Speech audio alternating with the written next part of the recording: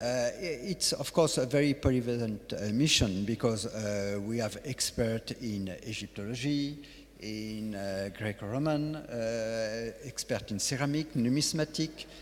We have underwater photographer, and all together we are 52 persons working. And we are working also in cooperation with a center that I have created in Oxford, which is the Oxford Center for Maritime Archaeology, depending of Oxford University. Dunque, le principali scoperte. Se lei deve fare un elenco delle principali scoperte che voi avete fatto in questi anni. Well, the list could be long. In Heraklion, we found the very famous temple of Amon, which was a temple of the dynasty continuity, which has been visited by Herodotus in 450 BC. And we could prove his identity by finding his inscribed naos, and also an intact stela, giving us the name of the city of Heraklion, the Egyptian name, which was not fully known before we found it.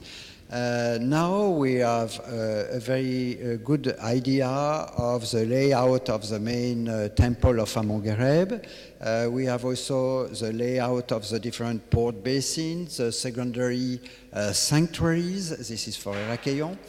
For Canopus, we are less advanced. We could identify and plan the Serapeum of Canopus and two different other sanctuaries.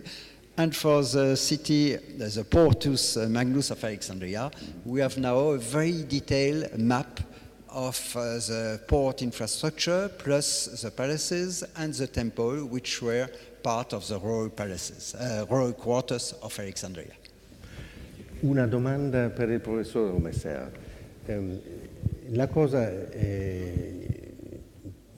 La domanda principale è questa. Cosa accade con i reperti che sono stati individuati sott'acqua? Naturalmente l'aspetto urbanistico è logico che deve rimanere lì, non può che essere rilevato, però i reperti, secondo lei qual è la cosa migliore da fare? Lasciarli sott'acqua o portarli tutti in un museo? Direi che è una domanda da porre prima allo scavatore e poi alle autorità ovviamente del posto. Ci sono leggi e quindi le autorità, il ministero del posto decide del destino del pezzo. Direi che dipende anche ovviamente molto dalla natura del pezzo, se una statua, pietra, insomma se è il rischio di danno o se c'è appunto il rischio anche di danneggiamento della zona, meglio tirar fuori tutto il possibile e esporle. Poi bisogna anche sapere adesso quanto sono bravi i restauratori, perché si fanno meraviglie con oggetti usciti dall'acqua. Penso in particolare a, non so se è il caso per voi, ma insomma ai bronzi che escono ogni tanto dal mare e che lì adesso veramente si ricreano questi pezzi a un livello altissimo di competenza dei restauratori. Quindi il mare ha molto da portarci da questo punto di vista, ci ha portato molto, anche al Louvre, una collezione storica, insomma abbiamo pezzi che sono stati trovati nel mare e che quindi si pongono problemi di restauro e di conservazione particolari. Certamente. Dunque 5 o 6 anni fa ci fu a Torino una importante mostra dedicata alle vostre scoperte. Quando il pubblico potrà vedere nuovamente qualche cosa dei vostri scavi?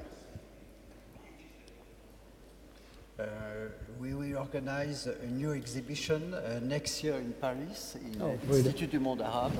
Great. And the theme will be the celebration of the mysteries of Osiris, because we found many artifacts which directly refer to that celebration of Osiris in the Canopus region. Of course, when you ask me about my team, I should have mentioned that we have restorers, because this is a key point. You cannot take an object out of the water if you have not a restorer on board first.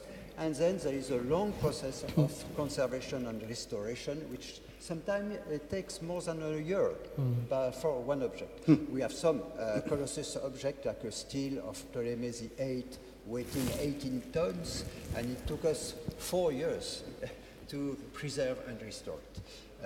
But in Alexandria, in accordance with the